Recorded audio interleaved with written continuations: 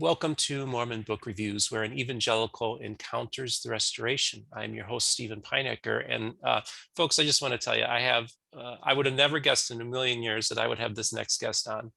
Um, I'll just give you a little background. So when I first started my channel, um, I started it like right around when the Murder Among the Mormons came out, like 2 days afterwards was my first episode. And then as I forged a relationship with Rick Bennett of Gospel Tangents, who agreed to do a co-production with me, he was also at the time interviewing Brent because, of course, this was the big thing, murder among the Mormons.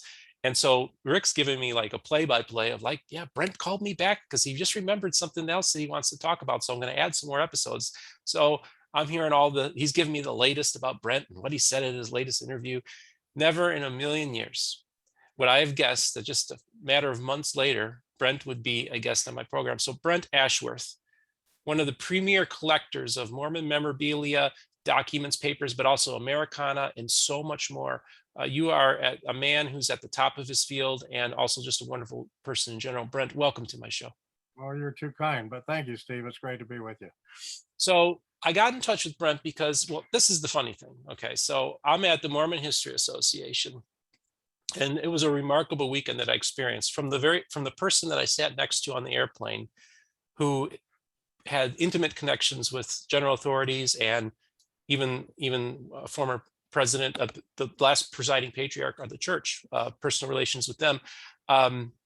And we had a wonderful 3.5 hour conversation to just all the wonderful people that I met at the Mormon History Association, from Richard Bushman to Sandra Tanner and all these people who have now since come onto my program. I remember we were at the, what was it, the wagon, Oh, yeah. what's the restaurant's name? It's the famous Chuck Wagon, right? Definitely. Yeah. So this is the funny thing, and I don't normally do this much talking, but I want to give us some background here. As we were entering into that room, the hostess was taking us in there. I thought to myself, something hit me in my head, and I said, "You're going to meet somebody in this room." I knew I was going to walk into that room, and I was going to meet a prominent individual, and there, seated right beside me, was Brent Ashworth. But it didn't surprise me because I knew I was going to meet somebody, and that's kind of how I was like, okay, that's how this weekend's been, because I just every bump into people. So it just, to me, it was a remarkable thing to even just run into you. And I even took a photo of us and posted it on Facebook. So I just feel like there's a real personal connection that I have with you, even before even knowing you. So I approached you about coming onto the program because I thought, let's do something different. Let's not just talk about Mark Hoffman, but I wanted us to talk about some items in your collection. So I asked you to pick out a couple items of Mormon memorabilia that you like, some of your favorite items, and also maybe something, a favorite item from Americana. And then later, we're also going to talk about your faith. So let's get started, Brent. Tell me about the first item that you want to talk about today. Well, I brought one of my favorite national items. Maybe we can start with that. Sure. I've got a pretty good collection of national and international autographs. I started collecting when I was only 7 years old, due to a box of papers that got saved from a fire from my grandmother, and in them was one box that contained 12 letters of President Heber J. Grant, written to my grandmother back between 1931 and 1933, the Great Depression.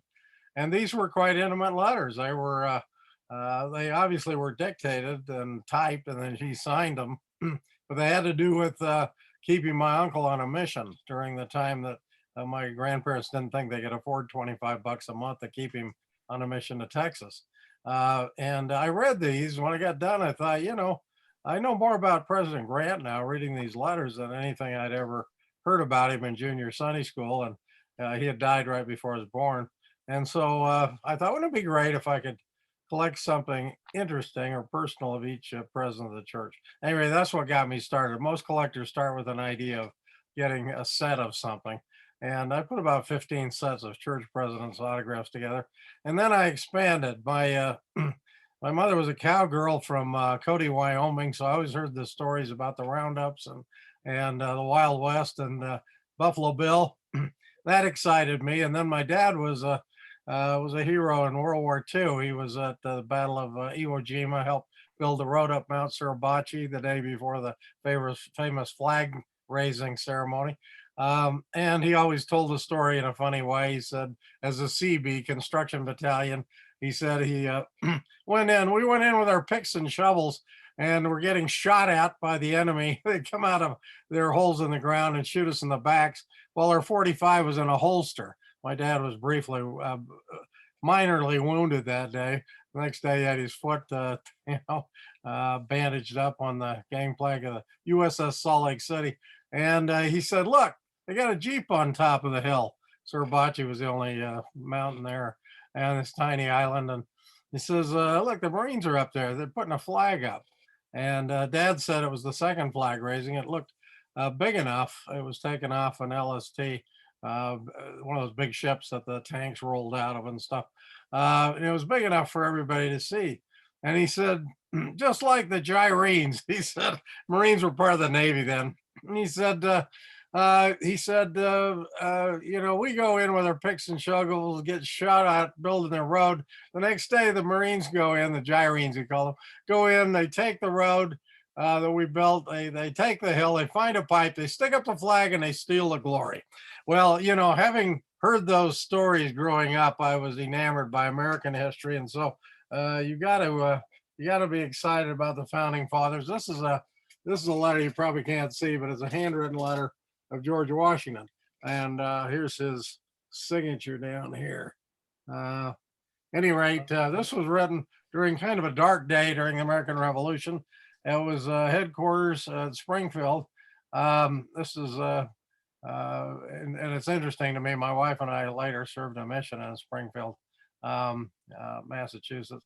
But it's 20 June 1780. He's writing to a general, to Robert Morris, the financier of the Revolution. He'd written an earlier letter this day, and he'd written to Morris there, and he said, "Could you please send me some shirts? Some of my men don't have shirts."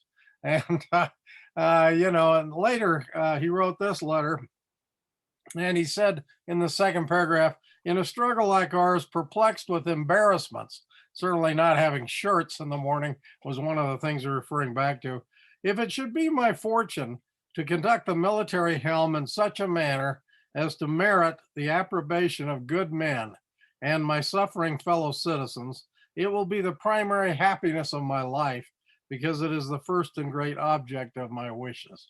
Isn't that great? Yeah, it is. It's just in the middle of a letter asking for supplies.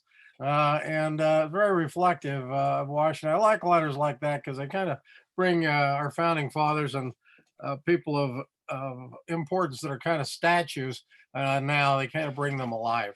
And that's why I like collecting. It's exciting to me to pick up a letter or document or something by Mata Hari or or Henry VIII. I've got signatures of all these people, Marie Antoinette, Napoleon Bonaparte, and then so many of our founding fathers, Franklin and Jefferson and Adams and Madison and all of them. And Lincoln, of course, my favorite American. I love collecting Lincoln stuff. You mentioned Civil War. I love Civil War. So I'm constantly collecting Civil War. That's kind of central to our history. Any rate, I don't know if that gives you a little idea of the Americana, the world history we collect. There are over 1 million items in this collection. I've been told by the head of Sotheby's and the head of RR Auctions and other people that it's the largest private collection they've ever seen. I take that as a compliment because it's been 65 years and it's been a lot of fun. And I still collect, even though we give away a lot of things to the church and the government and everybody. We put on a big display for the 200th anniversary of the signing of the Constitution at the United States Supreme Court. The Manuscript Society asked me if I could lend them some things. I lent them a George Washington letter and talking about getting the Constitution signed and ratified. And then I also lent them a letter from Elbridge Gerry. The gerrymandering's named after the former governor of Massachusetts. Like I say, my wife and I served our last mission in Boston Mission, so we enjoy Massachusetts too. But at any rate, those were on display for a couple of years for the 200th anniversary. And the letter from Jerry was written to his wife from the floor of the Constitution Convention. Now, as a Latter-day Saint, we believe, and other Americans do too, that the Constitution was inspired. And I really do feel like the Lord raised up these individuals that helped form our government and so on, that had to be, because they were so diverse and they didn't get along in a lot of ways. But somehow they were brought together and we got this, I think, divinely inspired Constitution, which is pretty amazing. It was a miracle, really, at Philadelphia. And among those was a letter, though, written by Jerry to his wife, Sally, and he says, "I've never been so sick of anything than I am of conventioneering." He said, "Had I known what would have happened here, nothing could have induced me to have come, but here must stay a little longer." Then further in the same letter, this is the one I had on display there. He says, "I'm almost certain that the proceedings are going to lead to a civil war." Well, he's right. He was a century off. And 3/5 compromise and things like that did help lead to a civil war. But it's a very insightful. Here's a man that refused to sign the Constitution, was important to the convention, but served as the fourth vice president of the United States under that Constitution. He was the second VP to die in office. So those things, those little details, they bring people alive, and I think that's great. And it's the same kind of principle in LDS history, I think. Just two items that I brought today that might be of interest. When the prophet Joseph Smith was on his way to Carthage at the time of the martyrdom, he and the whole city council were under indictment for the charge of riot against the destruction of the Nauvoo Expositor Press. And you may recall that he had hidden for a while on a little island that everybody looks for when they're in Nauvoo, but of course it's underwater now because they raised, the Keokuk Dam raised the Mississippi 80 some feet high, so it's over the top of that island. But the little island was there back then, and Joseph thought, well, I'll stay here till things blow over. But things didn't blow over at the time of the destruction of the press, and he received a note from Emma via Porter Rockwell saying, "Come on back and face the music, you'll be fine," essentially. And Joseph said, well, and I guess I'm paraphrasing, but people will be familiar with these statements. "If my life's worth nothing to my friends, it's worth nothing to me." And Hiram tried to tell him, well, Joseph, let's go back and face the music. The Lord's always gotten away through all of these legal proceedings, and we'll get through it. And Joseph turned to his brothers and says, well, we'll go back, but we'll be butchered. And, it's a little different response. And of course, they said their goodbyes to their family, and they took off from where the temple was being constructed up on the hill in Nauvoo. There are two horseman statues of Joseph and Hiram up there now. As they looked over the city, the prophet said, these are the best people on earth, but little do they know what they're about to face. And they headed down Mulholland and towards Carthage. Well, Carthage, 20 miles away, they get within 4 miles of Carthage, and they stop at the last LDS ranch or farm. And they put up their horses for a short time. And just as they get there, 60 armed men ride up under Colonel James E. Dunn. And there's Joseph Smith, 18 or so people all together in his group. And here's 60 armed militiamen under the orders of Thomas Ford, the governor. And they hand Joseph this piece of paper that I got in my hand. Oh, okay. Wow. And it's partially torn. But when I first got it, it was actually Wilford Woodruff that got this from the mother of the prophet when Lucy Mack Smith, when he came west. He got a little of her hair too. I've got that. And a little piece of the scarf Joseph was wearing at the time of the martyrdom. I got that.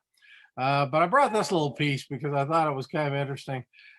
This was handed by Dunn to the prophet, and it's got headquarters Carthage, June 24th, 1844, to Lieutenant General Joseph Smith, Major General Jonathan Dunham, who was left in charge, and all commissioned and non-commissioned officers and privates of the Nauvoo Legion.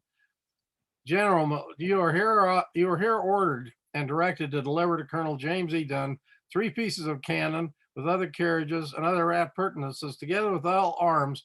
I mean, if you're going to be part of a conspiracy, as we believe that the governor was, to kill the prophet, you sure got to disarm his troops. He had the biggest personal army in America. It was a third of the size of the United States Army. We think 2,500, 3,500 brethren, were members of this. When I first got this piece, the bottom was torn off. We don't know what happened to it, but we do know that the remainder was brought to from Lucy Mack Smith, given to Wilford Woodard. He brought it to Utah with the other little things, a little pouch he had, and eventually it ended up in an auction house in Boston, Goodspeed's, 1968, and I saw it first there. I'd been collecting for a number of years already, but I couldn't afford it. They wanted a huge sum of money for it at the time. It doesn't seem like a lot now. It was $2,500, but it was way beyond my means, and I was just a college kid. The interesting thing about it is that the prophet had Willard Richards write out an order on the back of Thomas Ford's order. And incidentally, what I just read you was written by Thomas Ford, and I recognized his handwriting, although his signature was torn off. But Joseph Smith had Willard Richards write out this responsing order, and it just said, headquarters, Nauvoo Legion, Prairie, 4 miles west of Carthage, June 24th, 1844, 10 minutes to 10 o'clock a.m. And it's directed to Major General Jonathan Donham, all non-commissioned officers and privates of the Nauvoo Legion. You are hereby ordered to comply strictly and without delay with the within order of Governor Thomas Ford, Commander-in-Chief. And then Joseph actually signed this order. I don't know if you can see his signature, but this is believed to be the third to the last known signature we have of Joseph, because a number of the things in Carthage jails that were written under his name were signed by Willard Richards rather than Joseph, but this one actually was signed by him on the way. And then Richards has added Lieutenant General Nauvoo Legion underneath his signature. Now he's ordering the Nauvoo Legion to comply strictly with the order from the Commander-in-Chief, Thomas Ford. And Joseph said if you wanted to change anything, you didn't do it at the end of a pistol or bayonet. You did it at the ballot box, and under our Constitution. This is a great example of that, because he must have known by his earlier comments that he's probably not going to make it out of this time, but he still didn't ask for the Nauvoo Legion to come save him, which is interesting. The last item that I got in a fight with Hoffman over turned out to be a forgery of Joseph asking Dunham to bring help to save him. It was obviously made up, and it was taken from an anti-Mormon book that was published in the 1860s, and we were all aware of it at the time. But at any rate, this particular piece, to fill in the rest of the story, to complete the document, I have to kind of guess, but Dunn was probably surprised, the colonel, when he got this order, Joseph Smith. He brought these 60 men to enforce it. He didn't need to. And I'm sure he must have said, well, Mr. Smith, that's fine, but I don't know if anybody's going to agree that this is your signature and you're ordering the disbandment of your Nauvoo Legion, or disarming your legion. Will you come back with me and disarm your legion? So Joseph agreed to do that. And he went all the way back to Nauvoo. He disarmed the legion. We know that because of the note of James E. Dunn here, the colonel, saying that he got all the cannons, augers, and guns and so on from the legion. Then Joseph headed back to join the group, and that's why he didn't arrive till midnight that night in Carthage. And the Carthage Grays greeted him with, you're not getting out of here alive, and so on. The governor had to come out and say, you'll have an opportunity to interview the Smiths tomorrow, go to bed. And so that ended the night. The part of the story I didn't tell you is that when Joseph was handed this is when he said, I now go as a lamb to the slaughter. And that kind of fills in the history. And that's why it becomes exciting for me to collect these kinds of things over the years. And then finally, I wanted to, this is the only known letter that Brigham Young wrote on the final trek to Utah. It's the Vanguard Company. I think you can see Brigham's signature here. It's handwritten, which is unusual because Joseph and Brigham had scribes writing everything out. Like Joseph said in his 1839 personal history, he said, "I hardly ever take up the pen myself." And anybody that collects Joseph Smith items would agree with him. You know, he had a myriad of people that would sign for him as well as so on. So the fact that order was signed by Joseph is a rarity. Plus, this is handwritten by Brigham. He's on the trail. He wrote a number of letters on the way to winter quarters, but this is the only letter that's ever been found, according to Leonard Arrington. I let Leonard put it in his book on Brigham Young years ago, and he gives me credit for that. But just one little part of this. This was actually part of a priesthood manual the church put out years ago. It just said owned by a private collector. Okay, and I'll just read the little first part of it because Brigham didn't have time to write out letters, and the first part was written April 20th, 1847. Now we know he's going to arrive on the 24th of July, but it's 9:00 p.m. He's writing it to Mary Angel Young at winter quarters, his wife. "My dear companion," and the interesting thing about it too is that he uses this phonetic spelling. So, you know, if it sounds right, it's spelled right. I think that ought to still be the rule. In many cases, I don't know how to spell anymore. As I get older, it's frustrating. Any rate, but we do have word check now, and that's good.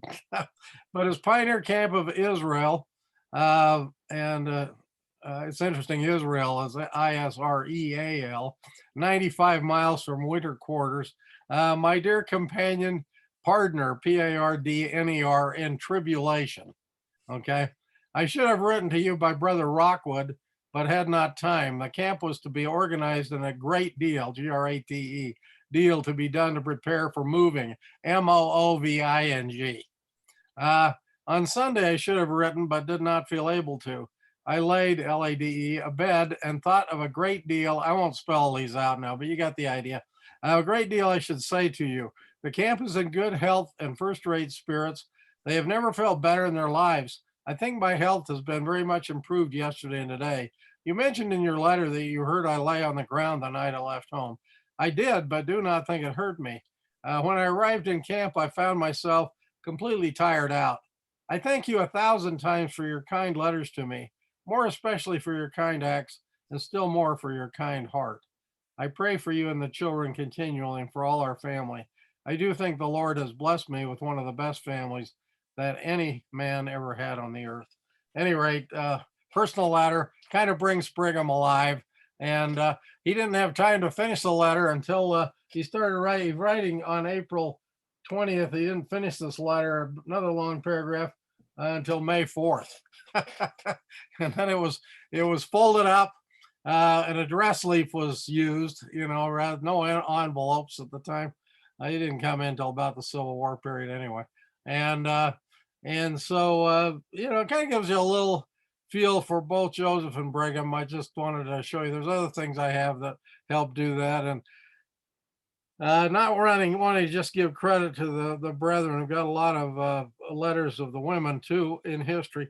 One of the interesting things about the women, both in Mormondom, Liza Snow, Emma Smith, the women are much rarer than the men in handwritten items that have survived.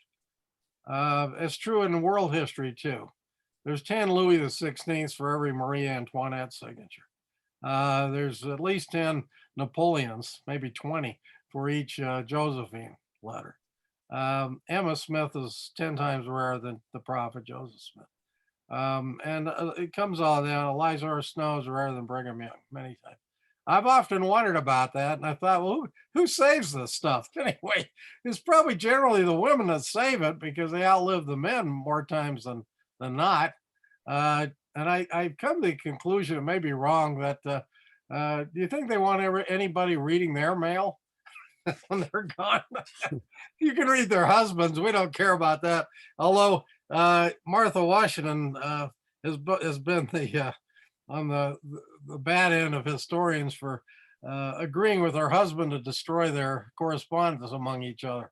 And so, other than 3 letters that she missed, we don't have any correspondence between Martha and George Washington. She destroyed them all due to their agreement. Anyway, I hope that gives you a little taste or flavor of what I do. Yeah, that's really interesting, and I'm glad for you sharing all this. You had mentioned that there was a document that you and Hoffman were fighting over that later proved to be a hoax. Was that a hoax that he generated, or was this a hoax that was produced in a previous time? No, he created it. It was the Oh, okay. Dunham letter, as I Okay. mentioned. And Dean Jesse put it in his personal writings of Joseph Smith. It was the last entry because it was supposedly the last letter from Okay. the Carthage jail. But uh, when my friend George Throckmorton borrowed it, because I read him the Riot Act. Now, if you take this, we laugh about it, George and I now, because the thing was worthless. But I'd spent a lot of money on it, and I'd gone through a lot of heck with Hoffman to get it, to recover it from someone that he'd sold it out from under me on. And here it was a forgery all along. And Throckmorton said that this forgery, the Dunham letter, was so lousy, he said, that it helped break the case. He used it, it led to other forgeries. He said, when I let him out, he couldn't get the church at the time to lend him anything. And I'd been a prosecutor, so I knew this was a murder case and he needed to look at it. But I knew the documents were authentic, right? They'd been vetted by some of the best knowledgeable people we knew at the time. Charles Hamlin, Ken Rendell. I knew all these people.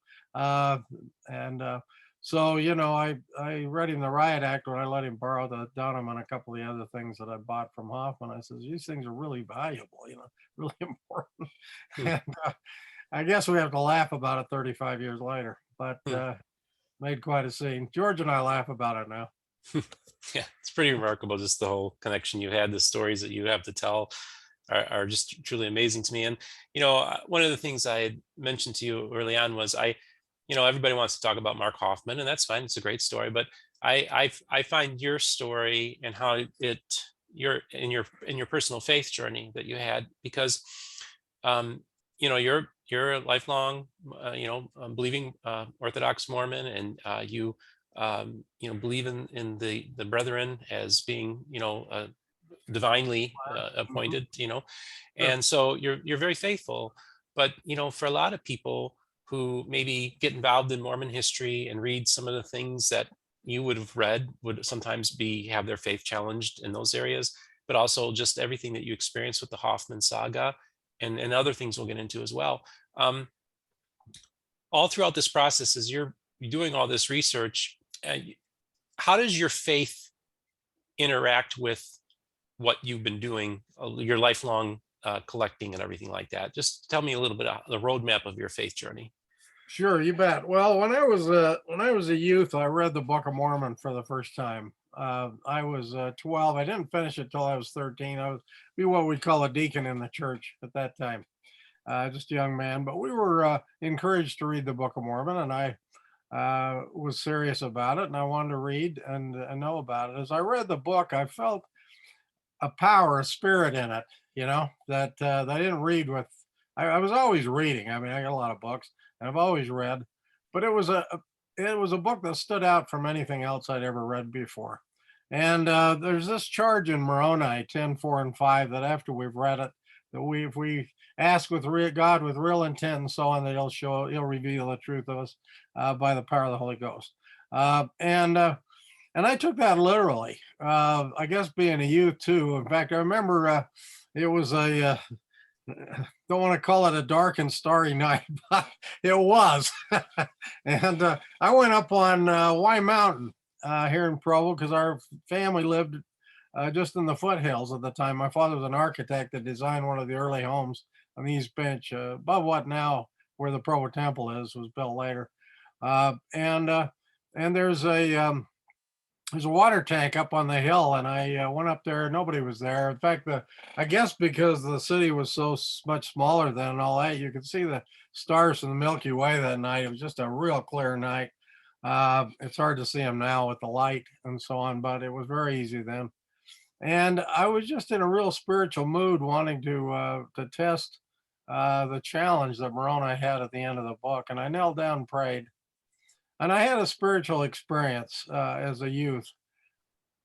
It's hard for me to explain. It's kind of like trying to explain the taste of salt or something. But it really, the testimony that I had that I came down with, I felt a little like Moses coming down from the mountain as I've read about his story, with the Ten Commandments. I felt like I got my own witness that the book was true. I felt very powerful and strong that this is true, that is correct. Well, I tell you that because I had a lot of experiences since then that built on that faith. We had a bad fire in our home up there on the hill just a few short years, couple years later, when I was a teenager, and it looked like our whole home was going to burn to the ground. Somebody had come in during the night. We got a brand new 1964 Pontiac Grand Prix, if you remember those. And it had the wide track, it was a big wide track Pontiac, big lumbering tank. But we were proud of it, and it represented a sizable sum to my parents to buy it. And it was in a garage that was under our home. Dad designed the home with the carport right under the bedrooms. And I was in a downstairs bedroom with my brother next door in an adjacent room. My mother went to choir practice. She was the choir director in our ward, and she'd leave for 6 a.m. choir practice on Saturday morning. Somebody had snipped this carburetor. It was the first one commercially of a 4-barrel that was in a commercial automobile. And we had an open carport, and somebody clipped it out during the night. We didn't know that. So when my mother went down to start the car, she was pushing gasoline onto spark plugs, and it created a fire. And the first thing I knew, I heard this big boom, and it was I was right next to the garage, and the door was open. So there was fire that was spewing out of the garage. And it really frightened me. It woke me up. I hit the floor, and I ran around the house to the garage. And I saw my dad by that point with he was an old sailor that used to put out fires and stuff, who was trying to extinguish the fire, even though it wouldn't work with water. He was trying to extinguish the fire, try to keep it from burning the house down. This was really a dangerous situation. I remember being very frightened, which didn't happen often with me. And I went back into the house, went into the bathroom upstairs, knelt down next to the commode, and asked Heavenly Father to put the fire out. It was just that direct. The fire department was at least 3 miles away at the time, and I knew it had been a while before they get up on the hill to put this out. At any rate, I went out, I went back down to the garage, and the fire was out. And I really felt like that was an answer to prayer. Well, I've had a lot of experiences like that over the years that I couldn't explain otherwise than just a fulfillment of prayer. I've had a lot of times where I prayed for things and they didn't happen. But this is one where it did, and it was immediate and it was necessary, or our house would have burned down and people could have been hurt. Anyway, I've always thanked the Lord for those kind of experiences, as most Christians do, because there's no other explanation really for them. We've had other experiences with our children, or where they've lost things, or we've been able to find things where children were choking on things, and we ask a silent, quick prayer, and they seem to have gotten answered. We've had other prayers that were not answered immediately. I think all prayers were ultimately answered, but on the terrible accident of our son later, we had many prayers. We didn't feel a lot of them were answered the way we would have liked, but they were definitely answered. And I've had this hope, this feeling. That's what faith is, really, isn't it? That things will work out in the end, that the Lord knows the end from the beginning. And I've had a strong testimony in the gospel of Jesus Christ, mostly because of my testimony in the Book of Mormon. So for me, it's not been a trial to feel that prophets are called by proper priesthood authority to the positions that they're in. Doesn't mean they're perfect people at all. Joseph Smith admitted many mistakes. Brigham Young certainly did. But in my opinion, they were prophets, and they were not fallen prophets. They were good prophets. And I think people have asked me over the years, well, especially after Hoffman and so on. Well, how can you remain a faithful Latter-day Saint when you've been through these experiences and the prophets evidently weren't in tune? I said, well, you don't understand the role of a prophet. The way I read the scriptures, tell me if I'm wrong, but it's my own interpretation, is that prophets are called for a particular purpose by our Heavenly Father, different times. And I'm talking about prophets from Adam on down, Moses, Noah.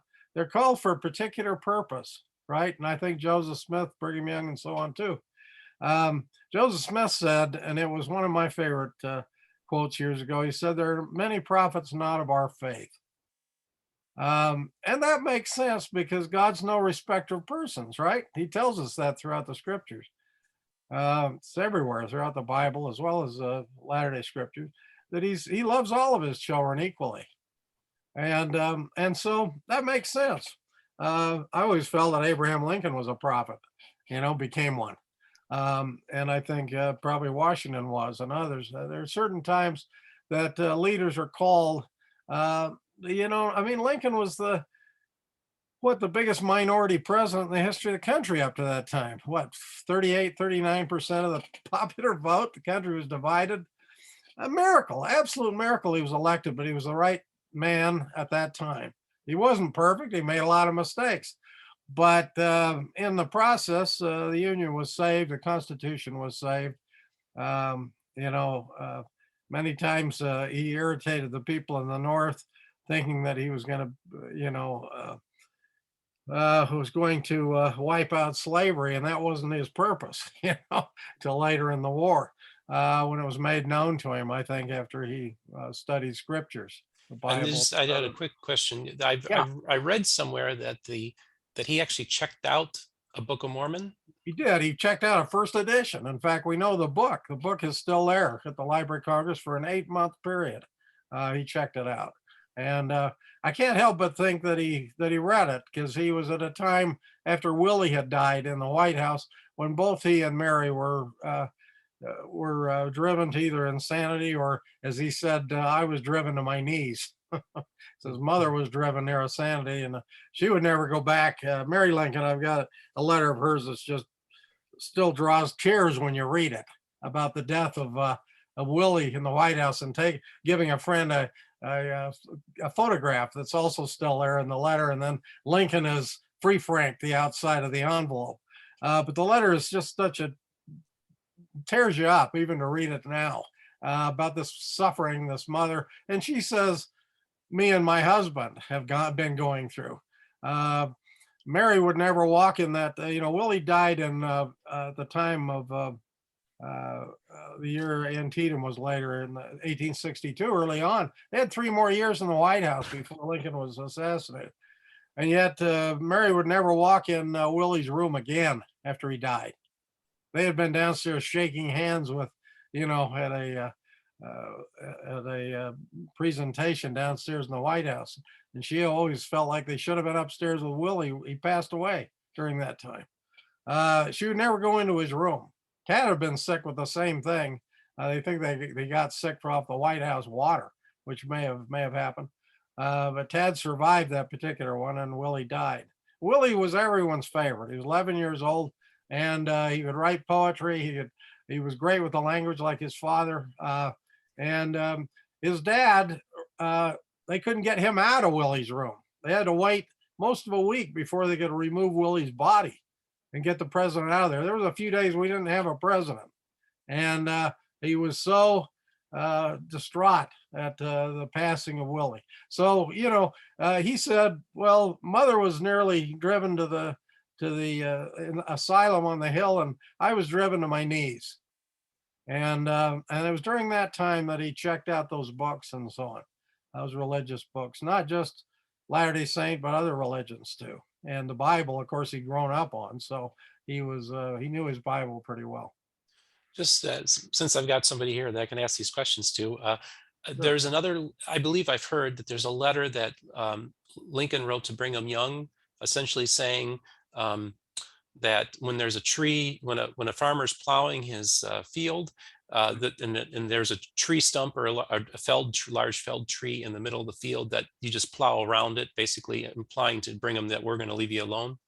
I don't know of a letter, but I'll tell you that one Okay. came from Nicholas Grossbeck, and Nick had known Lincoln. It's one of the few Latter-day Saints that had known Lincoln in Illinois. Oh, Became a personal friend.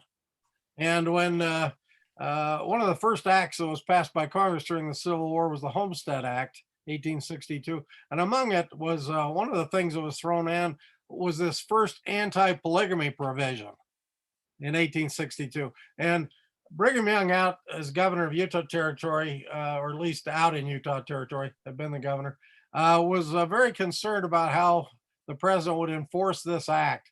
So he sent Nick Grossbeck to Washington, D.C. to sit down with the president about it. And Nick came to the White House. It's amazing Lincoln wasn't shot earlier. They say there over 80 attempts were made on Lincoln's life during the war. Isn't it interesting how the Lord preserved him till the war was done? His mission, I guess, was basically over.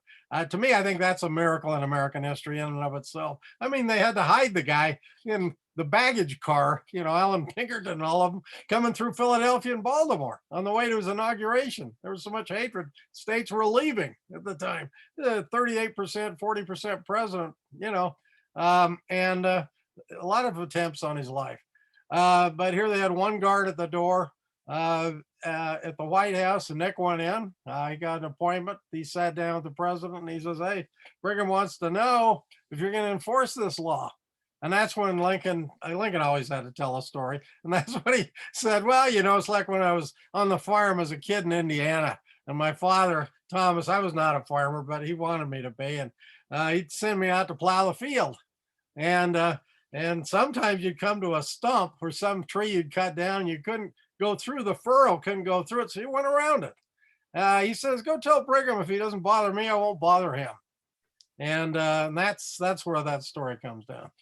okay, great. Wow, Great story. You bet. it is. It is. I Yeah. don't know of any letters of Lincoln. I saw one letter I told the church about years ago. It was an 1840 letter of Joseph, not of Joseph Smith, of Abraham Lincoln. It was after his one term in Congress. And he was still very politically connected, of course, but he was kind of a loser at this point, But he was, and it's during the era of states' rights, so it's before the Civil War when all that changed with the 14th Amendment and everything else. And states were very concerned about the tariff. Now, that's something a state couldn't care less about now, except for maybe New York and California, some of the, but the federal government took that issue over. Okay. It's in the Constitution. And, but at Lincoln's time, states like Illinois and so on, they had the Mississippi and so on, were worried about the tariffs and about how, their taxes and things. And there was this comment in this 1840 letter of Lincoln's, written to another politician. I forgot who it is. I saved the catalog. It was Swan Gowery's.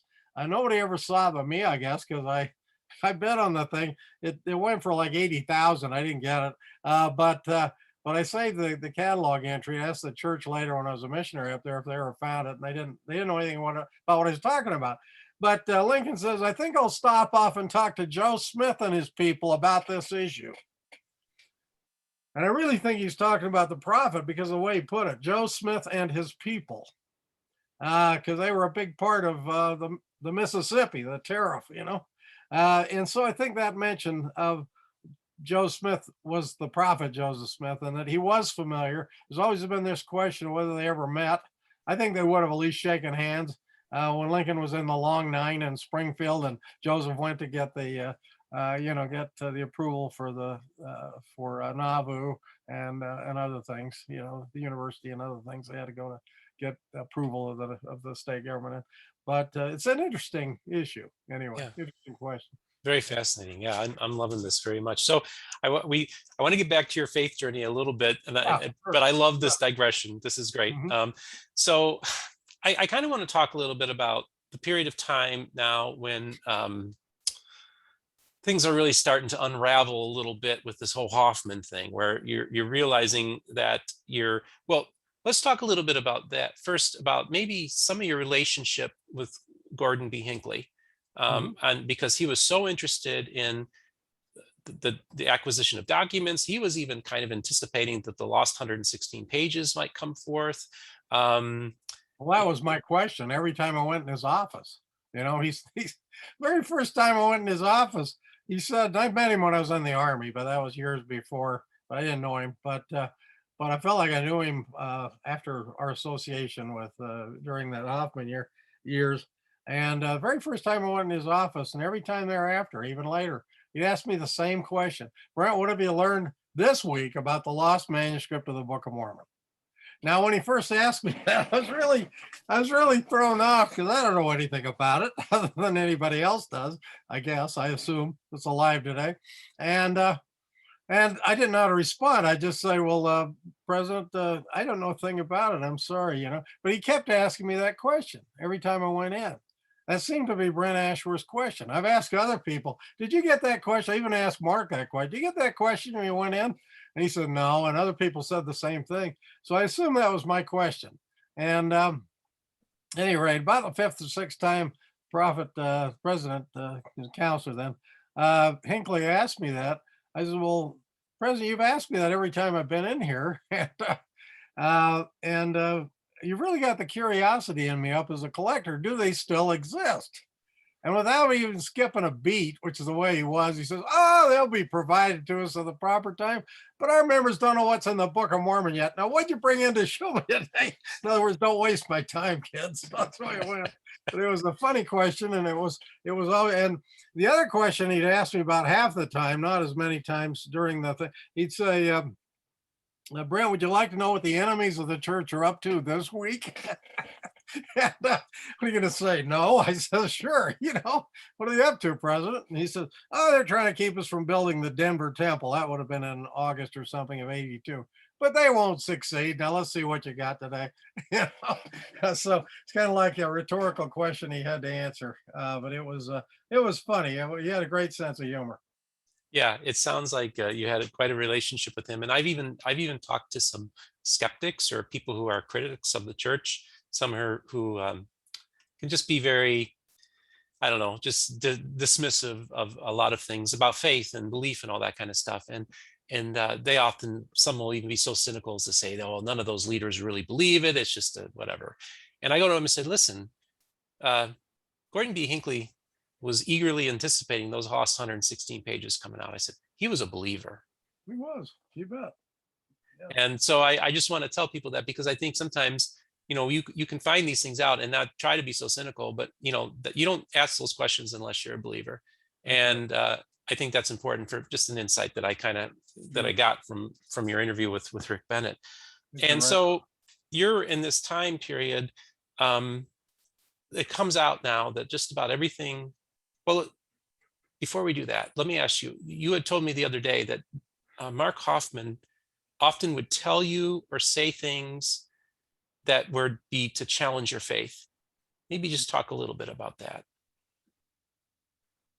Well, he would, as I look back on it now, he would say things that would challenge my faith. And only really one time that I remember was ever really challenged by something he said, but he seemed to be making a lot of attempts at it. I remember when the Lucy Mack Smith letter, when I purchased that, and I had quite a bit involved with that. I ended up with it, and the church, when they found out about it, was going to hold a press conference on it.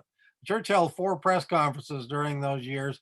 2 of them were Hoffman items. They were all Hoffman items, but 2 of them were items that he brought to a press conference: the Anthon transcript and the Joseph Smith III blessing. Uh, and see, I didn't meet Hoffman until after that, until after the Joseph Smith III blessing. And I was an acquisitive collector. In fact, our first meeting was by phone. I had called him up because I got his number from Steve Barnett, good friend of mine. We'd had an autograph business in the '70s together. It's called Ashworth and Barnett. And he was working for Cosmic Airplane Books, and Hoffman had been in the day before with some supposed hair of Joseph and Hiram Smith, which I was given a copy of, a photocopy of it. And at any rate, I got his phone number from, I'd heard about him by then, and I got his phone number from Steve, and I called Mark up. Says, "Oh, yeah, I've been meaning to get a hold of you." And he said, uh, "Yeah," he says, "I know you're a collector." He says, "There's something you're looking." I says, "Yeah, I'm looking for a Joseph Smith handwritten letter." I said, "I've got several documents, but I've never owned a letter. Oh, I just happened to have one. Yeah, the first phone call, he told me about this letter he eventually sold me for $6,000. That was signed on March 6, 1833. Joseph's writing Emma about some brother says that we should donate our crossplow to help the poor. Okay, and I was thrilled with that, and I picked it up and I took notes down. Being an attorney, I took notes on a legal size paper, legal pad. I didn't find the paper till I found was going through my desk years after Hoffman went to prison. I found the paper wadded up in the bottom drawer of my desk. And we were moving our offices at the time. And here was this note I'd taken down, word for word, this letter, and all the date. It was in May of 81, and I'd taken down this information. And then there was a note on the bottom saying it came from a large Texas collection, been there for generations. Well, that became the dumping zone for Hoffman for anything. They then became the McClellan collection is what it became, but he didn't have a name for it when I first met him. It was just a big Texas collection. Okay. I got a big laugh out of that years later when I found the note. But that's where it came from. I'm not sure I answered your question. I don't know where. Sometimes the train goes off the track. Well, it was more like, so, well, actually we'll get back to because basically about how he would sometimes challenge your faith, and one of those was the Oh 1828 yeah, Josiah Stowell letter, right. Hmm. where he produces this letter that basically seems to indicate that Joseph is still involved in treasure digging as late as 1828. So talk about that. Yeah, I couldn't figure that. Well, I had promises out of Hoffman, many he didn't keep, but one of them was, I want your next Joseph Smith letter that you get. Okay. He was still living out in Sandy at the time. He hadn't moved it into his parents' home. In fact, he always had to pass the Haas Hoffman sign at his parents. I have that sign in my store now if you ever want to see it. But at any rate, they use it for the Netflix deal. But uh, anyway, he was living down there at the time, and he said, Brent, I sold this letter of Joseph Smith, handwritten letter, 1828 Canandaigua, directly to President Hinckley. And I was a little surprised that he had a letter without telling me about it. He says, oh, you wouldn't have wanted this letter, Brent. This was not a faith promoting letter. Okay. And, any rate, he said, I told President Hinckley that I hadn't kept a copy of it, but I do have a copy of it. Would you like to hear it? And I said, look, if you told the president you don't have a copy, I don't want to hear it. You got to destroy the copy. But at any rate, as I was leaving his home, heading out to my car in front, he was reading me the letter. And it was to Josiah Stoll, 1828. It sounded like he was still involved with, from its contents, with money digging and so on. And I couldn't figure. I thought, well, what's the prophet dealing with Stoll, who had employed him as a money digger, basically, in 1828 when he'd had those Moroni visits, in 25. Didn't make any sense to me. I got in my car and I really was starting to question Joseph Smith for about 45 minutes. I don't remember any other time in my life where I ever did that. But at any rate, I was heading down I decided, well, I'm going to go straight to my dad's office. My dad had been an LDS bishop. He was very wise and I loved him. We were close. So I got down there. He was an architect and he left his partner. We went into his office and I just laid it on him what I just told you about Hoffman, just taking him with this letter and it's got this and this. And I remember my dad saying, well, son, there's going to be a lot of things in life that you're not going to have answers for. He says, but I know you have faith that the gospel is true. And Joseph Smith was a prophet. The Book of Mormon is true. I says, yeah, that's true. He says, well, I've learned to put those questions that I have on my mental shelf because I feel like the Lord will answer those questions at some point in time. And I suggest you do that yourself. Best advice I ever got. Of course, I put it on my mental shelf and it wasn't there very long, a couple of years before it was established that was a fake. But I think it's good advice for all of us to remember, when we get challenged on our faith is that it may not be the faith that's wrong. It may be the fact that the Lord will answer in his own due time. There were other times when earlier, as I look back on it, where Hoffman, I think, was trying to create some kind of a wedge between me and my testimony. One of them was right before the news conference on the Lucy Mack Smith letter, where I hadn't been involved with the church in a press conference before. They did two Hoffman pieces I had. One was the Lucy Mack, and the other was the other Martin Harris letter he wrote that was in pencil that they never charged, which was a faith promoting letter signed Martin Harris in the indelible pencil. Anyway, they did press conference on both of those, but before the one they did on Lucy Mack Smith, which was in August of '82, Mark says, I'll bet, he came to my living room, and I remember him saying, I bet they're going to try to do the same thing they did to me with the Anthon transcript. He said, making it sound like they did some nefarious thing with him with the transcript. I knew that he'd ended up selling that to the church or in trading it. And he says, I'll bet they're going to tell you that you need to turn it over. A collector, I guess you'd think a collector would be upset about just having to turn something over. But that didn't contradict my faith at all, the way I thought of it. I says, well, fine, if they ask for it, I'll give it to them, Mark. And I think that really bugged him. I remember that. I remember a few other times I'd tell him a few faith promoting or spiritual experiences I felt like I had with the brethren, particularly with President Hinckley, and he'd come up with something that was more marvelous. Well, they gave me, basically these marvelous promises that I would fulfill prophecy by doing thus and such. I mean, it was just a bunch of BS, but he felt the need, I guess, to kind of put me down that way in my spiritual beliefs. My faith was not based on documents. My faith was not based on other things other than the testimony that I had from youth. And that's really never varied. I mean, if anything, it's increased over time. And seeing the brethren struggle with the Hoffman thing just added to my faith, because I feel like, well, maybe there's a chance for me too. I mean, they've got their calling. I'm a ward librarian. It's a job actually I've lusted after. You're not supposed to lust after church calling, but I've wanted to be a ward librarian all my life. I get David McElby, who's a well-known political scientist at BYU, stuck his head in one day and said, Brent, I want to check out a first edition. So we had a good laugh. But the point is that it doesn't matter where you serve. I mean, I believe that the Lord called those men for a particular special purpose, and I fully sustain them. And I think they sustain me in my ministry calling or whatever I've got in the church too. So it doesn't bother me where people serve. I mean, the great example of that is Jesus Christ. And he's a great example that titles and positions and things like that. I mean, born in a stable. I mean, the son of God. I mean, good grief. Mm. Yeah. How can you question the calling of a prophet if you don't understand what the role are? Every prophet almost has been deceived or attempted to be deceived. I mean, go read your Bible. I mean, you look at almost all of them. Noah's a great example. I mean, Moses is a great example. I mean, and of course, King David. There are others.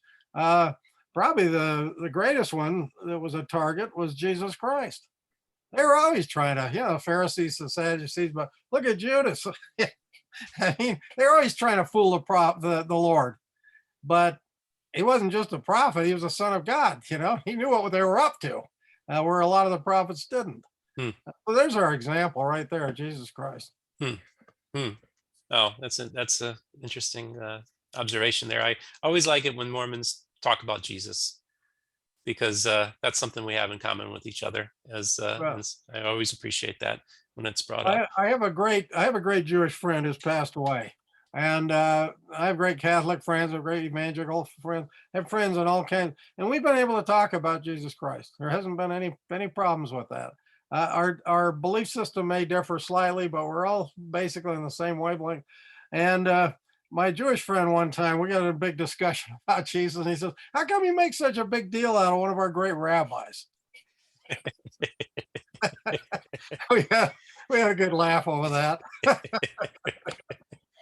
Oh, that's great. That's great. Yeah, that's a really cool thing that you are able to have these conversations and dialogues with people of other faiths, because that's kind of what I'm trying to do as well, in reaching out to not only to the LDS but also different branches throughout the Restoration. And I have found that there's a great love for Jesus that many people have in your movement, and I want to acknowledge and honor that. Um, Thank I just, one of the things, as we're going through this story, this the whole Hoffman episode was truly just a great tragedy. I remember you even talking about Gordon B. Hinckley, just thinking how what a waste with this Hoffman guy. He could have been something. And but then at this time, something very tragic happens to you and your family, with your son getting hit by a car. And I just want you to maybe talk about that a little bit. Sure. Well, yeah, it was the point in time was the day we left. My wife's family, right after the bombing, tried to get us to leave town for a few days. Get out of Utah for a few days. Leave your kids there and come. Well, you may know that when Hoffman was blown up by the bomb that may have been mine, in his car, that I had 4 phone calls within a short time of them announcing it was Mark Hoffman blown up, to leave town. 2 were attorneys in the Crossroads Plaza that actually seen or heard the explosion, because just a block away, and they were up on the 16th, 17th floor. And both of them, Brent Christian and Steve Woodland, told me to leave town, get your family and leave town. And then I had another good friend here in Provo that heard it. Is also an attorney, Rich Hill, and he told me to leave town. None of those got me to move, because I couldn't see really any connection other than it being Mark Hoffman. Then I got a call from Jay Todd, the editor of the Ensign, the church. And he says, Brent, some of the brethren were talking. They wanted me to call you and tell you to get your family, get out of town. Jay and I had become pretty good friends. We'd worked on some Ensign articles together on Joseph Smith and Brigham Young and so on. And that call got me moving. And so we took our family, we went down to St. George. We were down there for several days. And it was during that time that Hoffman's name came up on the news as being the prime suspect of this case. And I couldn't believe that. And we had our kids swimming. We were at the Coral Reef Inn on the boulevard in St. George. And a lady came into the swimming pool and says, "Is there a Brent Ashworth here?" And I says, "Yeah, that's me." He says, "Well, there's a guy on the phone that says he's the chief of police in Salt Lake. He wants to talk to you." And I thought, oh, brother, So I get on the phone. This is Bud Willoughby, chief of police, Salt Lake. We tracked you down. It was only a couple of days later. They had Hoffman, like I said, on the news as their prime suspect. And being a prosecutor, I'd worked with the police a lot before in my earlier life in Carbon County, in Price. And I knew some of them. I didn't know him, but I knew the police officers. I had a great respect for him. And I started arguing with him because I felt like I could deal directly with him. And I just said, "Why don't you go out and find the real killer?" Mm. Why don't you, I mean, this guy, he couldn't face anybody. He went into hiding all the time. And any rate, he was very professional with me. He let me blow smoke like that. I want to get my family back home. I don't want to be down here running, especially if you don't have the killer yet, and so on. And he said, "I just have 2 questions for you." And he says, the first is how come you didn't meet with Mark Wednesdays? You've done the previous Wednesdays at 2:30 for the past 4 years. I was amazed they had that much information in 2 days. But they had, I guess, over 100 officers working on this, federal, state, and local, because it was the first bombing deaths in Utah. So they had ATF, they had FBI, they had the postal inspector, they had, plus the locals. And so I had to think, and I remembered, well, I didn't go up because my wife talked me out of going up that day. I was supposed to meet with him, but and he called my secretary that morning. He even called my wife the day before, after Steve was killed, and said, "Have you heard about Steve Christensen?" She said, "The guy that bought the salamander letter had been offered to me and President Hinckley earlier for a higher number, but Steve Christensen had bought it." And Mark says, "Yeah, he's just been murdered." That was the word he used. So my wife had to sign a statement to that effect. But the next day he called my secretary, because that was the day we met. Is Brent coming up? This kind of thing. He even told Kurt Bench. Kurt Bench asked me, "You're meeting with Mark today," kind of thing. 'Cause Mark asked for you. And we talked about that since too. But the point was, is that my wife calls me up and says, I don't want you going up today. And I said, well, how come? I'm just going up to meet Mark. Says, I don't know. I just have this feeling that you shouldn't go up today. Two people were murdered yesterday. So for once, I listened to her, and we sat home and ate pizza. And uh, Chief Willoughby said, well, probably good you listen to your wife. I didn't know at the time they had a time dated receipt where Mark had been in our spot, Walden Book, and bought a 50-cent Wall Street Journal. Time dating was just coming in 85, but he got a receipt, and that was in his pocket, dated less than 8 minutes before he blew himself up. He had just enough time to leave the Crossroads Mall, walk up to the Deseret Gym, and get in his little car and blow himself up. Okay. And so that was that. Well, we've been under a lot of stress that week, and my wife Charlene's family said, well, why don't you come down to La Jolla, California, where your uncle lives, Charlene, and come and join us for a few days, leave the family there and so on. I felt weird about leaving the kids home. I really did. I was serving as a bishop. It was the second time in my life I'd served as a bishop in Payson, Utah, and then now as a BYU at the time, 82nd Ward. And I didn't feel right about leaving the kids at home and leaving them. And I felt so funny about it. It was kind of like I was getting it was an impression. You've had impressions, you know what I mean? And this was an impression that I shouldn't leave the kids. And I first turned her down and her family down, and they came back another time, and I felt like, gee, don't really have any good reason not to, but I just don't feel right about it. Anyway, I caved and said, yeah, let's go. And but I made my wife, it's the only time we've ever done this. I'm an attorney, but I dictated to her a whole lot of medical release things and all this kind of stuff that she wrote down on our kids while we're away. And it was the very next day when we were in La Jolla. We get down there the next day.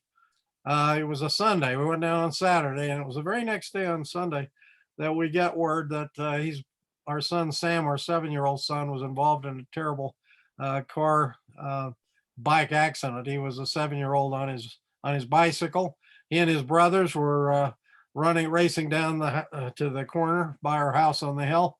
Runs into a feeder street that is a little faster and speed limit. And it was during a time that my younger brother and who's since passed away and sister-in-law were watching our kids, but they had to leave for 1 hour Sunday afternoon about 5 because that was their assignment, was feeding the missionaries at the MTC, their church assignment, and they needed to go do that. They left our 12-year-old daughter, Amy Jo, in charge for that hour, and she couldn't get her 5 little brothers to listen to her. And we never allowed kids on bikes on Sunday. It just wasn't a Sunday activity. If we'd been home, they wouldn't have been on bikes. But the cat's away, and they're out riding bikes. And our son Sam grabbed his big brother's brand new bike that he'd never been on before. It had hand brakes rather than foot brakes. And he hits the corner, says, race you to the corner, John. So all his brothers are racing behind him, only he's got his big brother's bike. And they could hear the Camaro coming down the hill real fast the other direction. There were 3 teenagers that had been up shooting cans and other things on the hill, and they've been drinking beer, of course, because when they saw our son, the driver sped up, he said, and they thought he could outrace him. Instead, he hit him, and our son flew off the bike over the Camaro into the street. For all intents and purposes, they thought those first on the scene that he was dead. Our daughter heard the commotion, ran down the hill. There was a crowd there about that time. Now we're in California. They anxiously try to get a hold of us and finally do. The first person on the scene of any responsible person was Doug Smoot, who was our stake president. And he was just coming back from some church meetings. And he went and got our neighbor, Max Golightly, to come help him, and they gave a blessing. My daughter said that was the first time she noticed our son's chest moving when they got the blessing. The ambulance arrived about that time. She and her good friend Christine Calder jumped in the back of the ambulance and went to the hospital. we get the word, and we don't know how to get home. This is during the time of the Reagan, when Reagan had downed all the planes during the time the strike, air controllers. And so the planes weren't traveling at night. And my dad-in-law that we were with was an ex World War II vet, as well as my dad, but he could fly. He had a pilot's license. He kept trying to get a plane, but nobody would allow a plane. They were grounded. They couldn't get up anyway. So we had to wait the night. That was the longest night of our married life. We've been married 51 years this year. That was the longest night you can imagine.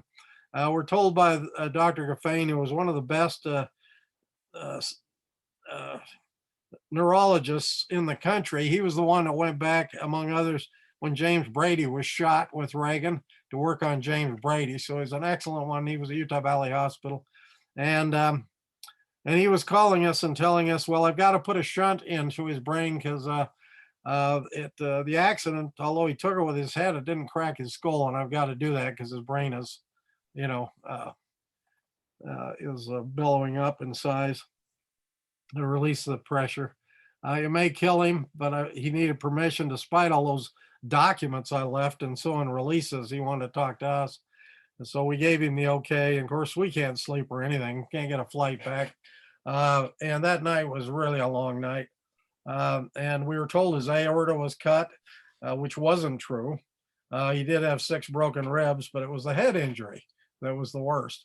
And we didn't know if he was going to be alive or dead when we got the Hawaii special came in the next day in San Diego, and we were able to fly to Salt Lake. We had a greeting committee when we got there of neighbors and others that were close friends.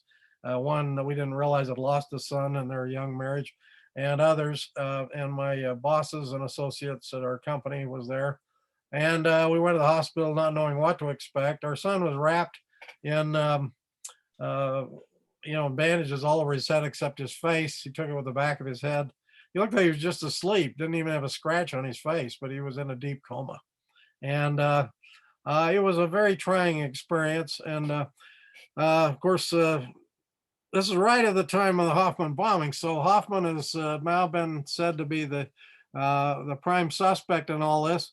And my Wednesday meetings, rather than going up to just visit with our attorneys and Mark, became visiting with the police and the prosecutors. And so I went up every Wednesday. My wife took the days. She was pregnant with our son Luke at the time. We eventually had 9 children altogether, 7 boys and 2 daughters. But at that time we had 7 children, and she was pregnant with Luke, who later became a wide receiver for BYU football when he was an older kid. Proud of him. Anyway, it was 3 weeks into this, after meeting with the police on Wednesdays, every Wednesday, going through evidence that they'd gotten from Mark's burned out car and Mark's home. And it was about 2 weeks into it, after I thought they had the wrong person, that Kenny Farnsworth brings in this box of burn stuff from his car and hands it to me and leaves the room. And I'd been telling him all along, well, why don't you go find, I didn't like Hoffman. He was a liar. He was a cheat, this kind of thing. But I couldn't imagine him being a killer, and they're the wrong guy. Until I saw this box of burned catalogs that were in his car. And I noticed they were catalogs. Most of them were catalogs, and most of them were catalogs of books, autographs, things like that, collectibles that I got too. So I was very familiar with them. Only the difference was I noticed that even though they were burned, most of them still had their packaging, their outer wrappers, their staples. They'd never been taken apart, the envelopes they were in. And it really struck me. Hey, this guy, he's not a dealer. He's not a collector. What's he doing with these catalogs, not opening them, looking at them? And Kenny left me that way for about 10 minutes and came back in. I says, you're right. I think he's guilty of murder. I shocked him when I said that. He says, well, what happened to you?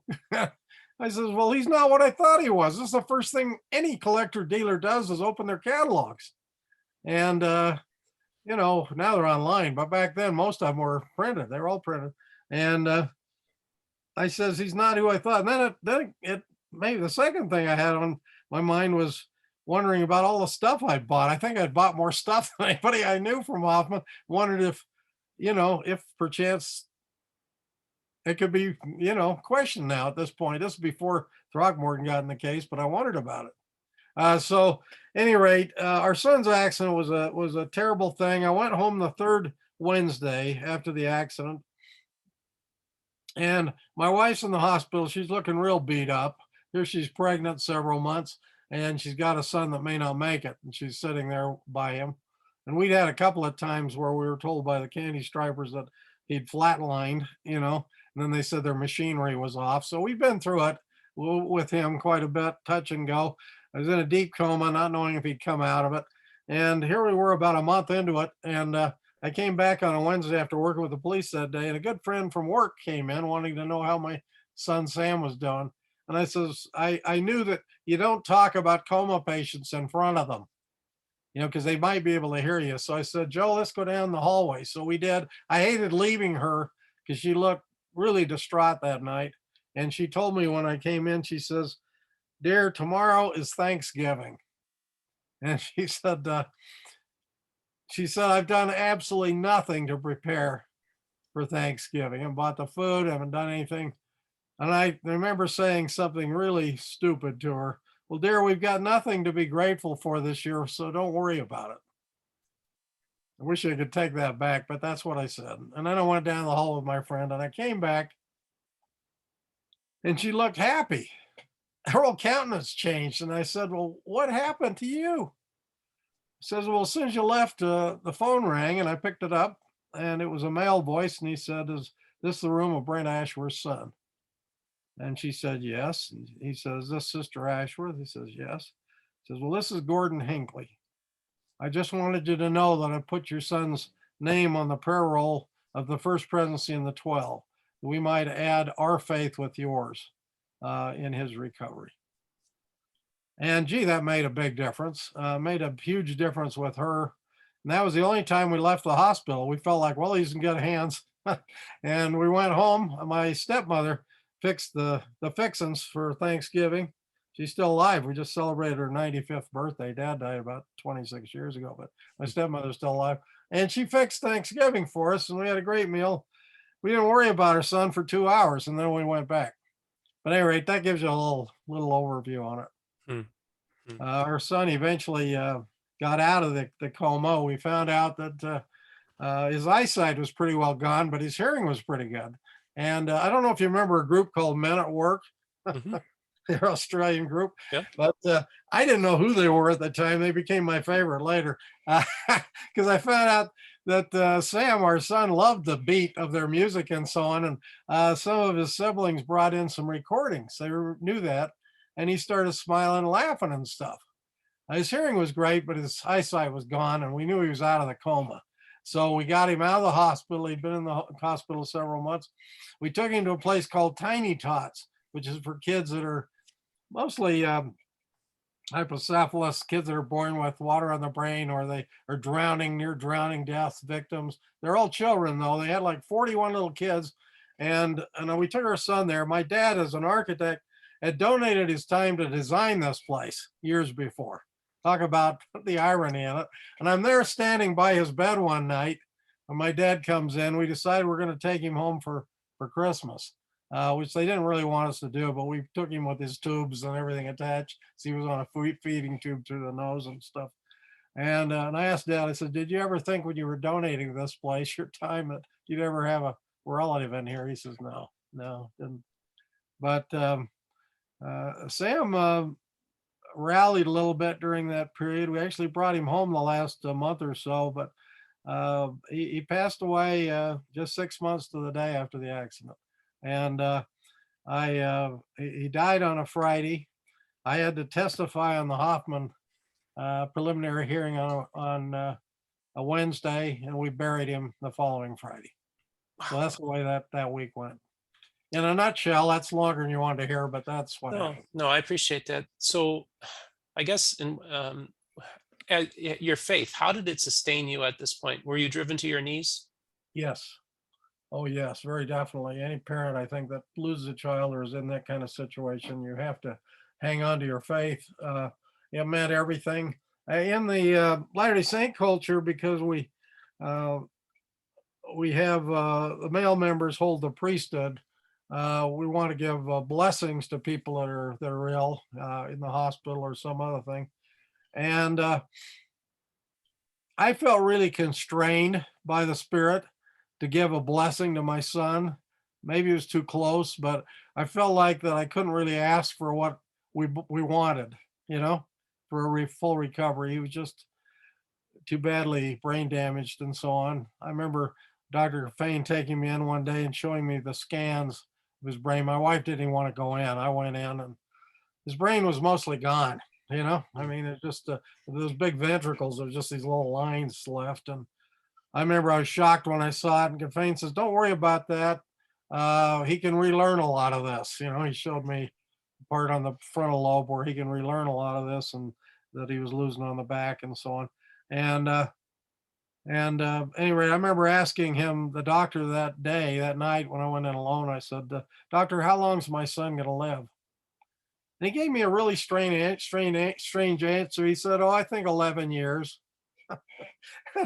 You know, I never asked a follow up, but it took me 20 years thinking about that to realize that uh, 11 years, he's 7, he'd be 18. He's saying that he'd live to be an adult.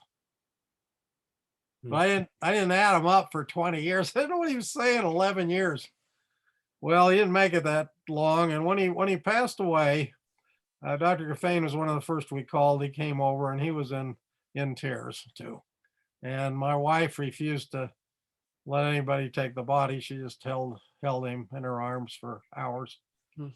Um, but at any rate, that happened just right at the time we left town on the Hoffman deal. And so I've had relatives that watched the Netflix and said, "Yeah, well, they didn't talk about the fourth victim," you know, and even though the producers asked me about him, I was kind of grateful they didn't, you know, because it's very hurtful, particularly to my wife. I can talk about it; she didn't want to talk about it. I don't blame her. So anytime I've been invited to talk about Hoffman over the years, it's been a number of times, they invite my wife, and I always say, "Well, she's not coming, but I'll be happy to handle it." To me, it's prophylactic. To her, it's just hurtful. Understood. Yeah, I can see that totally. I I want to thank you very much for sharing a lot about your faith, because I just thought that was an important aspect to your story that I found very touching. Um, Thank you. I just wanted, maybe, since this just is a relatively recent thing, the passing of Kurt Bench. Do you just have a few words you want to say about Kurt? Yeah, one of the best friends I ever had in this business. Just a great guy. We knew that Kurt had been through it years ago with his operation on the aneurysm on his heart. Um, and but he just seemed so upbeat and positive, and we just loved Kurt. He was just a real decent friend. We used to joke a little bit together about Hoffman. He had a favorite quote about him. He'd say, "Well, Brent, Hoffman always said he'd take care of his friends."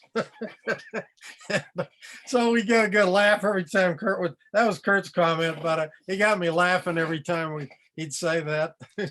Well, I guess he did take care of his friends. Kurt had a wonderful sense of humor. Anybody that knew him knew that. Uh, yeah, he was a deeply spiritual guy, and we're gonna really miss him. Yeah, Now, it's a privilege. I was able to friend. meet him at the Mormon History Association, Yeah, so I'm good friend. grateful for that. Um, just a couple little odds and ends I wanted to talk to you a little bit about. Sure. You actually have a very good friend who's a pretty famous person, who sometimes gets into competitions with you in purchasing items. It's a gentleman by the name of Glen Beck. Maybe talk a little bit about him. Well, Glenn's a good friend. We met about a decade or so ago, and it was on an exhibit we did in Salt Lake, the Grand America Hotel. We had some funny experiences there at the time, and we've done probably 5 or 6 exhibits down in Dallas. You know, he bought Mercury Studios, is a big motion picture studio that he bought. I don't know if he overextended himself. He's had financial problems on and off, depending on partly his political affiliations and other things that he said over the years. but I really like Glenn. He's a great guy. I don't always agree with him politically, but I think as a person, he's a wonderful, wonderful person. I remember the one we did in Salt Lake years ago. He asked me, he says, "You got a big Nazi flag?" And I never had a request for a Nazi flag. And I've got a whole pile of them because, my father-in-law served in Germany fighting, the Nazis and so on, and ended with souvenirs and so on. And my father-in-law had a fire at his ranch years before and lost a big long Nuremberg. You remember those big long Nuremberg flags with Yep. the swastika on 20 footers? Well, I found a couple at auction. I gave him one, the first one I found. He was thrilled with it. After he passed away years ago, the family gave it back to me, and so I had it for Glenn. And I said, "Well, I got one of those Nuremberg banners, those big 20 footers."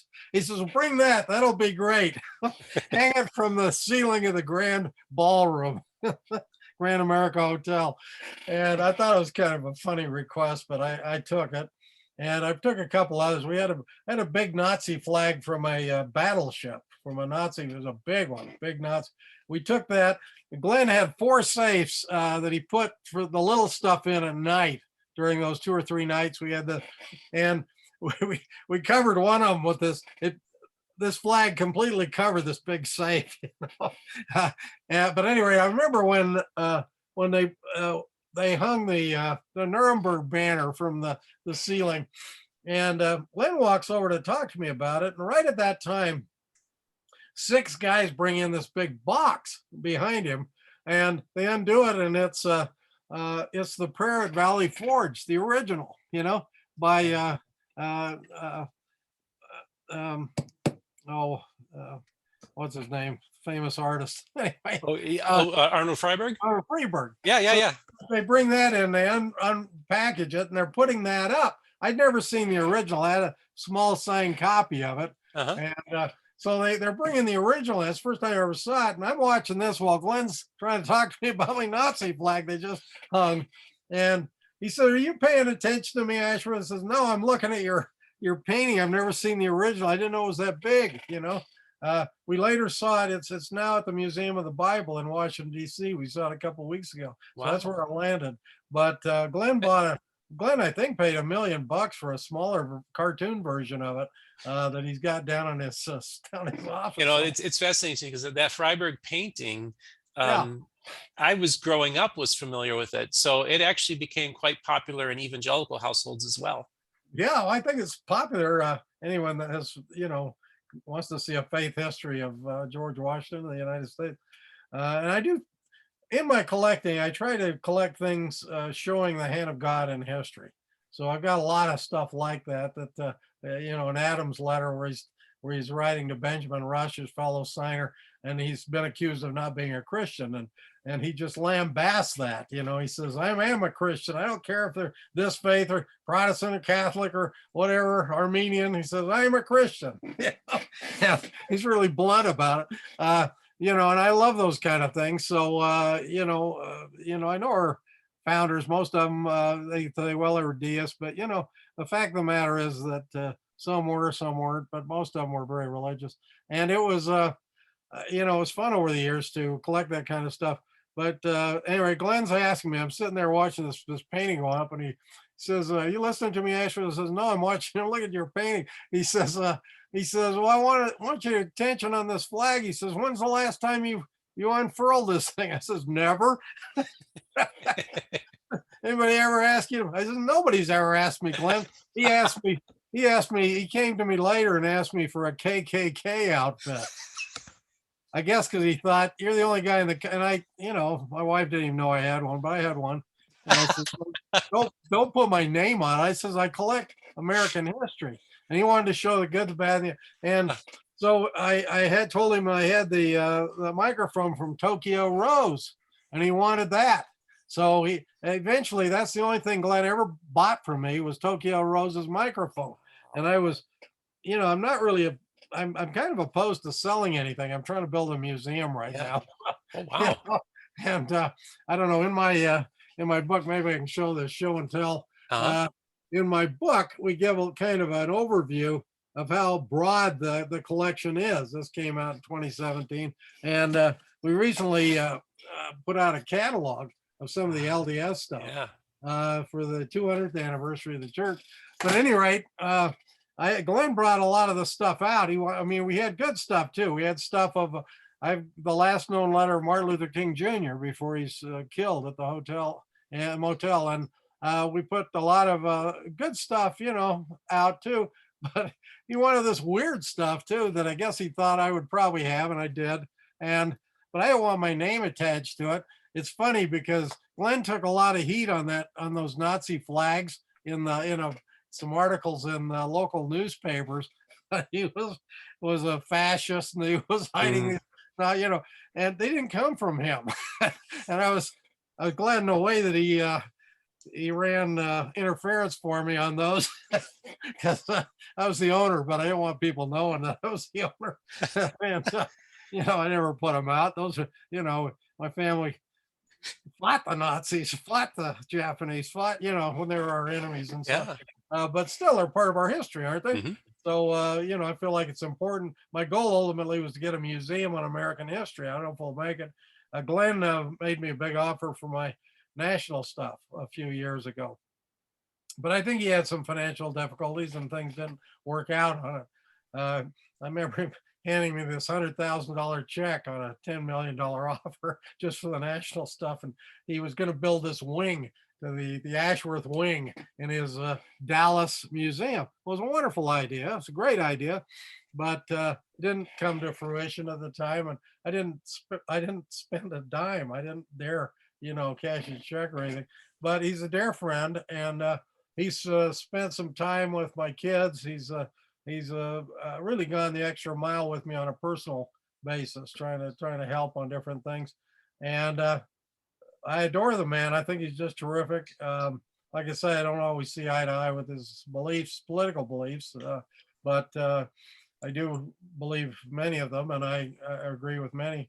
But he's a real humanitarian. I don't know if you know about some of his humanitarian work, but he does some great things there. And my friend Tim Ballard works with him quite a bit. Tim's been to my store a few times. In fact, the second time he says, "Brent, this is better than your old store." I'm down in the underground in a building, an old building in Provo, down in the basement. And he says, "This is a real man's cave down here." And Glenn's been down there too with his wife, and David Barton. And so David Barton is an evangelical. Yeah, oh yeah, he is, and he's a dear friend. In fact, we joke together because we're like Glenn and I, we seem to go after the same items Okay. at auctions. And I beat him out on a Bible, David Barton, a few years ago, which was unusual. It was one I didn't realize he was going after too. It was Henry Clay Jr. It was Henry Clay's son that was killed as a war hero during the War of Mexico. And it was his personal Bible he carried with him that was inscribed to him by his dad, by Henry Clay Sr. And any rate, Dave and I have joked about that a lot. Dave has a museum, down in the Dallas area. And in fact, he's helped us with our when we've done exhibits and things. He's helped us with some of those.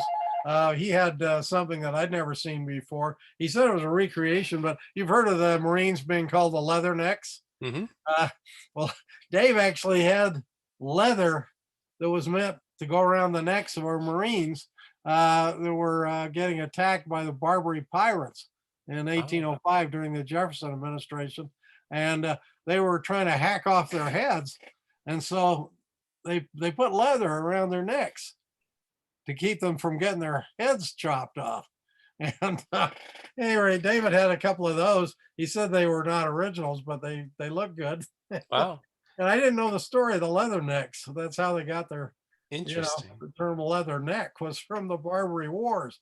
And Well, you tell David Barton that I had the opportunity as a young man to meet President Bush, the elder, and I presented him a copy of one of David Barton's books, and got a letter from the White House thanking me for giving him that book. So that's wonderful. Well, I met President H.W. Bush and his son I never met, but George W. inscribed a Bible to me. So and they were instrumental friends in getting that down there. In fact, it was interesting. I was in Glen's office one time a few years ago, and it was after Ben Laden had bought the farm, and our guys had gone in and killed him. And Glen in his office has a bunch of crossed swords from troopers that have come back and so on. It's quite interesting to see his office. And he told me, he says, "I'll tell you a story you're not going to find anywhere." I says, "Well, what's that?" And he says, "Well," he said, when after Ben Laden had been killed, that President Obama asked for the rifle that took him out. And he said the guys were kind of offended at that request because the Obama administration made it a point to try to take everybody's guns away. And the NRA is a big deal with Glen and his support, whether you support him or not. I'm just saying. So he says, "You know what they did with that gun?" He says the special forces gave it to the Bush Museum. I thought I got a kick out of that, but and the fact of the matter is that I, my political leanings are not really one way or the other, but I just thought it was a funny story. Yeah. So That's great. That's great. yeah. Well, I just wanted to kind of maybe finish up a little bit here and just say, one of the things you had talked to me about was because, see, I like to talk about the convergence of our worlds. And you had mentioned to me that your son is actually an evangelical Christian and you get along with him great. Oh yeah, sure, you bet. Yeah, I mean, I love people of other faiths. I've got a lot of evangelical friends that are very good friends, and you see, I think Joseph Smith, in my opinion, was a seeker after the truth, and he found it in his way through his revelations and so on. And I have to respect. I know Joseph Smith did too. Other people of other faiths on their own journeys, trying to find God. And let's face it, he's no respecter of persons. He loves us, all of his children. That makes sense, or doesn't it? It makes perfect sense. Mhm. Whether they're black, white, yellow, red, whatever they are, doesn't matter. He loves all of his children equally. And it's a good reminder that people of all faiths that are sincere about it are trying to find the truth in their own lives. And I have great respect for evangelicals because I know they're seeking the Lord in their way, and I think that's great. People that aren't seeking or that are antagonistic or atheistic, I worry about because I don't know how. It's kind of like Lincoln. Lincoln said, I can imagine somebody looking down at the earth, keeping their eyes down and being an atheist, but he says, I can't imagine anybody looking up into the heavens and saying there was no God. I love that quote from Lincoln. I Wow. think it's true. That's a great quote. Well, Brent, I just want to thank you so much for coming onto my program. You Um, bet. I Thank want you. to just remind my audience to like and subscribe, hit the like and subscribe button, and to ring the notification bell to be informed when a new video is released on YouTube. It was a real pleasure, Brent, for you to come on. I want to thank you for taking your time and having this wonderful opportunity to talk with you. Thoroughly enjoyed it, Steve. Thank you for your kindness. Appreciate it. Thank you. And I look forward to meeting up with you for lunch next time you're out visiting in Sarasota. So You bet. Look forward to it. So everybody have yourself a great day. We're going to get through this epidemic together, and peace and be well.